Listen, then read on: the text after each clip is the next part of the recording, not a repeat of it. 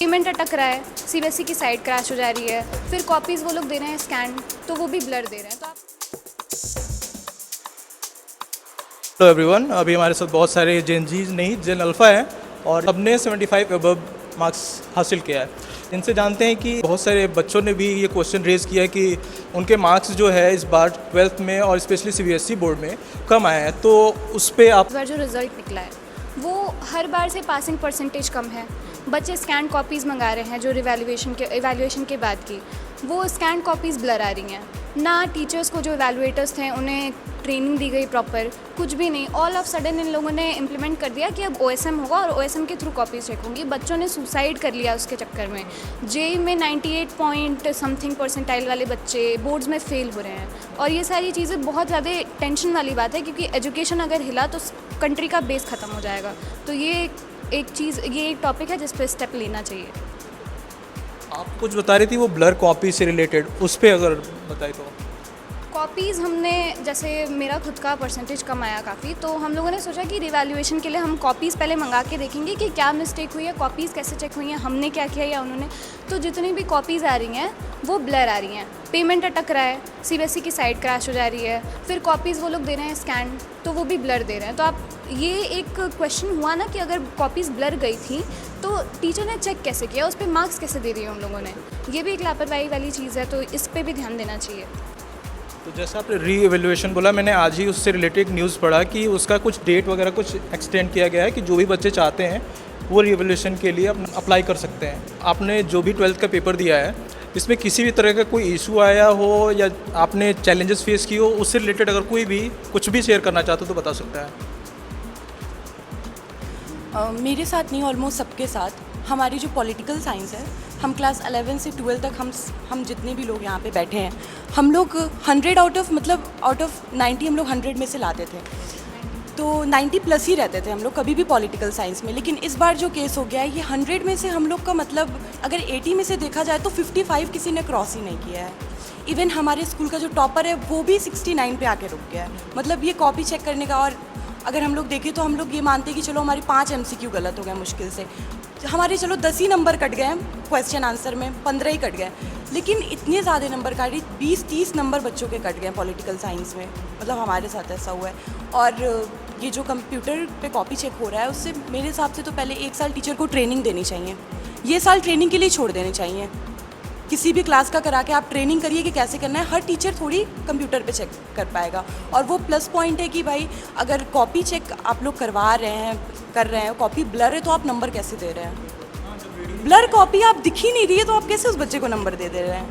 और सबसे बड़ी बात तो वो लोग, चलिए आप लोगों ने ये भी कर दिया, हम लोग कुछ नहीं बोल सकते भाई, वी आर नॉट गवर्नमेंट, हम लोग कुछ नहीं बोल सकते, सब कुछ गवर्नमेंट के हाथ में है।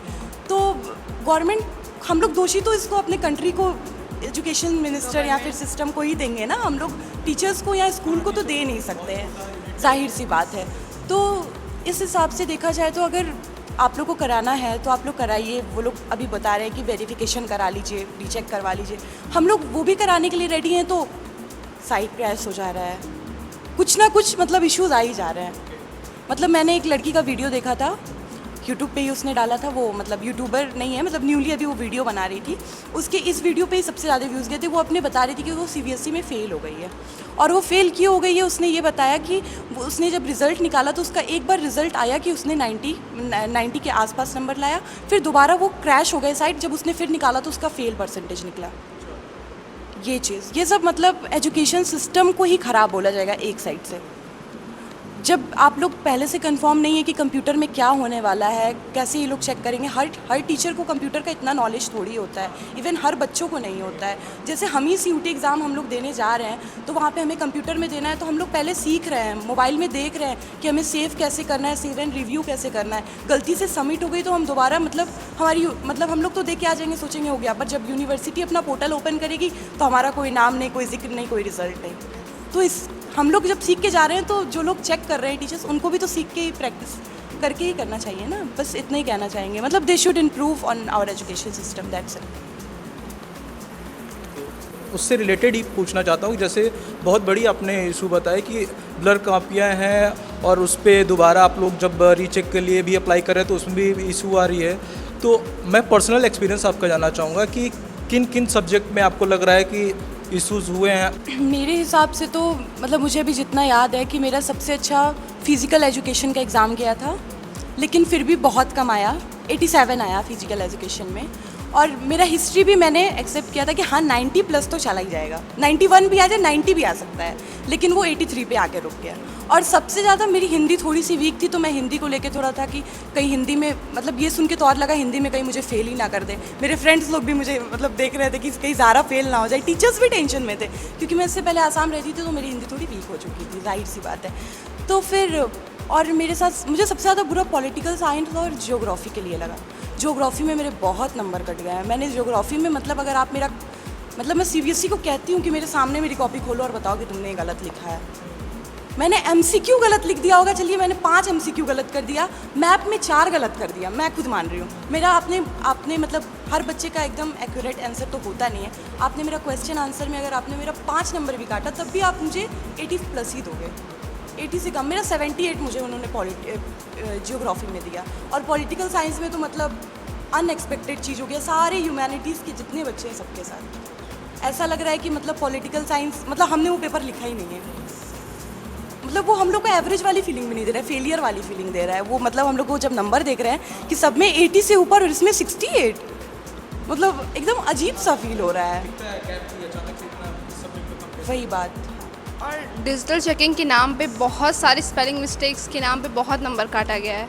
जैसे स्पेलिंग मिस्टेक्स अगर 4 नंबर का कोई क्वेश्चन है तो स्पेलिंग मिस्टेक्स पे 1 नंबर या 1.5 नंबर कटता है। लेकिन अगर मुझे ऐसा लग रहा है कॉपी चेकिंग अगर स्पेलिंग मिस्टेक के नाम पे हुई है तो बहुत नंबर काटा गया है। क्योंकि मेरा हिस्ट्री में बहुत अच्छा नंबर आता था। इवन एसपी सर ने मुझे कॉल किया जब रिजल्ट आया था कि तुम्हारा 84 क्यों आया हिस्ट्री में। मैं हिस्ट्री में क्लास में अच्छी थी और मेरा नंबर भी अच्छा आता था, पर मेरे बोर्ड में 84 आया है और मेरे लिए बहुत शॉकिंग था। और इवन मेरा फिज़िकल एजुकेशन का भी कम आया जबकि मैंने पेपर बहुत अच्छा दिया था। तो मैं ये सोच रही हूँ कि स्पेलिंग मिस्टेक्स पे कितने नंबर कट रहे हैं और उसके लिए कौन अकाउंटेबल है, गवर्नमेंट या सीबीएसई? क्योंकि 12th का रिज़ल्ट बहुत बड़ा माना जाता है बच्चों के करियर के लिए, और इन चीज़ को सीबीएसई को समझना चाहिए और अकाउंटेबिलिटी होल्ड करनी चाहिए। मतलब मेरा ये मानना है कि मतलब जो ओएसएम मार्किंग है वो बहुत इस बार मतलब उससे बहुत काफ़ी बच्चों के रिज़ल्ट पर बहुत बड़ा प्रभाव पड़ा है। जो बच्चे टॉपर थे वो एवरेज पे आकर रुक गए हैं। मतलब तब जो बच्चे जो कुछ एक्सपेक्ट किए थे कि हाँ मेरे 90 आ जाएंगे, 95 आ जाएंगे, एक्सपेक्टेशन उनकी पूरी तरह से टूट गई है। वो इतना एक्सपेक्ट भी नहीं कर सकते हैं कि उनके मार्क्स इतने कम आ सकते हैं। मैं खुद अपना बता रही, पॉलिटिकल साइंस में मेरा बस एक एमसीक्यू गलत था। मैंने आके घर पे कॉपी चेक किया था, पूरा पेपर चेक किया था और मेरे 80 आउट ऑफ 55 मार्क्स। और ये देखने में आ रहा है कि मोस्टली बच्चे के 80 में से 55 ही क्यों, 80 में से 55। मेरे क्लास में मतलब कुछ बच्चे हैं जिसका सेम मार्क्स है, 80 में से 55। और एक एमसीक्यू गलत कर मैं सोची थी चलो एक एमसीक्यू गलत है तो बहुत नंबर काटेंगे, मान लीजिए मेरे नंबर काट लें और 5-6 नंबर काट लें, एटलीस्ट 90 प्लस तो उनको देना चाहिए। और ओएसएम मार्किंग करके ये लोग बहुत गलत किए। जब इन लोग को नहीं पता था ये अच्छे से हम लोग इसको लागू नहीं कर पाएंगे तो इन लोगों को क्या ज़रूरत है करने की। अब अगर हम लोग कोई चीज़ करने जा रहे हैं तो अगर एक्सपीरियंस नहीं है हमारे पास उन सब चीज़ों का तो कैसे हम लोग कुछ कर सकते हैं। अब टीचर को भी एक्सपीरियंस नहीं है तो वो कैसे कॉपी चेक करेगा। जाहिर सी बात है कुछ ओएसएम में तो कुछ गड़बड़ी तो हुई होगी, थोड़ी बहुत में बहुत बड़ा गड़बड़ी हुआ है।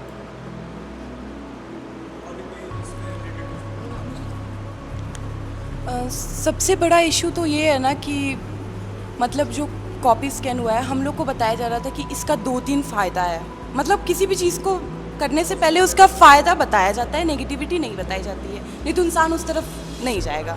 और जहाँ पे पॉजिटिविटी होगी वहीं पे सब लोग जाते हैं, जाहिर सी बात है। तो मतलब ये बताया गया था कि ऐसे कॉपी चेक होने से सबसे पहला फ़ायदा बताया गया था कि आपके नंबर्स अच्छे से काउंट होंगे, जो एकदम नहीं हुआ ही नहीं। मतलब मैंने तो गौर किया है कि मतलब ऐसा भी इस बार हो गया है ना कि मतलब बताया जा रहा है कि टॉपर एवरेज पे आ गया है। टॉपर एवरेज पे नहीं आया है, टॉपर एकदम मतलब एवरेज से भी मतलब लो हो गया है। और जो बच्चा गधा था वो पता नहीं कैसे 70 प्लस चला जा रहा है। ये बहुत लोग हैं ऐसे, मैंने देखे हैं मेरे क्लास में ऐसे बहुत बच्चे हैं जो लोग पढ़ते ही नहीं थे, 75 प्लस 80 के आसपास आ जा रहे हैं वो लोग। मतलब सोच के थोड़ा सा वो लग रहा है। और दूसरा फ़ायदा बताया गया था कि अगर ऐसा चेकिंग होगा तो आपका रिज़ल्ट बहुत जल्दी आ जाएगा। जल्दी तो नहीं आया, ये तो और टाइम ले लिया। आया उसी टाइम जितना हर साल आता था। हाँ, और सीबीएसई को रिज़ल्ट निकालने से पहले मतलब एक बार इन्फॉर्म, या तो कुछ भी ना हो कि आपका रिजल्ट आज आ जाएगा, पहले वो लोग डिजी लॉकर पे डाल रहे हैं, फिर उमंग पे डाल रहे हैं, coming soon, coming now, wait is over, ये 3-4 दिन से डाला जा रहा है। जो बच्चे अपने सीयूटी एग्ज़ाम के लिए प्रिपरेशन कर रहे हैं वो लोग बहुत अफेक्ट हो रहे हैं इस चीज़ से। वो लोग परसेंटेज को लेके बहुत टेंशन में चले जा रहे हैं कि मैं अभी इस पे ध्यान दूँ या परसेंटेज पे ध्यान दूँ। तो ये सब पहले से नहीं करना चाहिए। अगर आप रिजल्ट कल ला रहे हैं तो आप आज रात को अपडेट कर दीजिए कि कल ही आ जाएगा, भले जब भी आ जाए। हम एक दिन अपना वेस्ट करेंगे, 4-5 दिन तो वेस्ट नहीं करेंगे ना। मान लीजिए अगर हमारा सीयूटी में बुरा नंबर आ जाता है, हमें कॉलेज नहीं मिलता अच्छा हमारे हिसाब से, तो हम क्या करेंगे? तब दिमाग में यही आएगा कि वो जो 5 दिन हम बैठकर टेंशन ले रहे थे परसेंटेज का, वो 5 दिन पढ़ लेना चाहिए था। जैसे हमारी हिस्ट्री में 3 बुक्स हैं, सब में 3 चैप्टर, 4 चैप्टर्स हैं, और टोटल वो जो 12 चैप्टर्स हम लोग मतलब उसमें देख रहे हैं, हम लोग सोचे थे कि चलो हिस्ट्री का पेपर में टाइम है, रोज़ एक चैप्टर करेंगे। और वो 12 चैप्टर ना, वो बुक छोटी मोटी नहीं है, वो एक चैप्टर 1 से 45 पेज का है। मतलब छोटी मोटी चैप्टर नहीं है, एकदम 1 से 45 पेज। हम लोग सोचे तो रोज़ एक एक करेंगे, क्योंकि उसमें बॉक्सेस पूछे जाते हैं तो वो पढ़ना बहुत ज़रूरी होता है। पर सीबीएसई हम लोग का आधा टाइम ही ले लिया, रिजल्ट निकलेगा। मतलब 3 मई से हम लोग को जो परेशान किया गया है कि रिजल्ट आज आ रहा है, कल आ रहा है, डिजी लॉकर, कमिंग सून, ये सब मतलब लग रहा था फेक ही है। सारे यूट्यूबर्स लाइव होके बैठ गए थे, हम भी उनके साथ बैठ गए अपना 4 घंटा वो करने के लिए। ये चीज़ हो जाता है, सबके साथ हुआ होगा।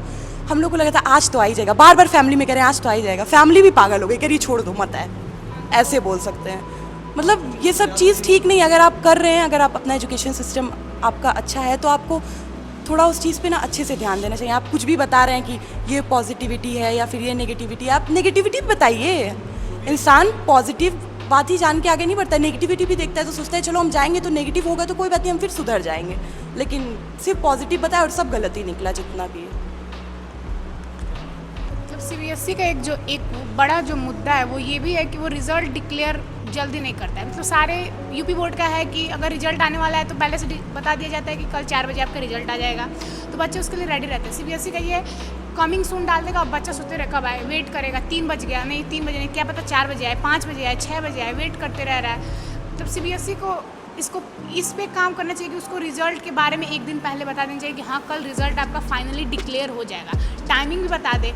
अब अचानक से सीबीएसई रिजल्ट डिक्लेयर कर दे रहा है, बहुत बच्चों को पता नहीं चला। बहुत बच्चे ऐसे हैं जिनका रिजल्ट आ गया, उनको पता ही नहीं है, एक दिन बाद चेक करें कि हाँ रिजल्ट सीबीएसई का आ चुका है। मतलब बहुत मेरे फ्रेंड्स सब हैं, वो सब आज का रिजल्ट आया है, सबको अपना रिजल्ट देख लिया, उन लोगों को पता भी नहीं कि रिजल्ट आया, कल वो लोग चेक कर रहे हैं। क्या कहेंगे कि क्यों हो रहा है ये सब, और आप लोग अपने स्तर से या कॉलेज स्तर से इसके विरुद्ध या खिलाफ आप लोग आवाज़ कैसे उठा रहे हैं, उसके बारे में अगर कोई कुछ बोले तो। हम लोग अपने स्कूल को या फिर खुद को या फिर अपने टीचर्स को, किसी टीचर्स को नहीं बोलेंगे, हम लोग सीबीएसई और एजुकेशन सिस्टम को ही दोष दे सकते हैं। अगर स्कूल में कुछ गड़बड़ी होती है तो उसका दोष हम टीचर्स को नहीं, वो प्रिंसिपल को दे सकते हैं कि सर ने बोला होगा तब टीचर्स ऐसा काम कर रहे हैं, तब टीचर से गलती हो रही है। हम लोग, और ऐसा सीबीएसई हमारा कंडक्ट करा रहा है, एग्ज़ाम एजुकेशन सिस्टम पे चल रहे हैं, तो हम लोग सीबीएसई को बोलेंगे ना।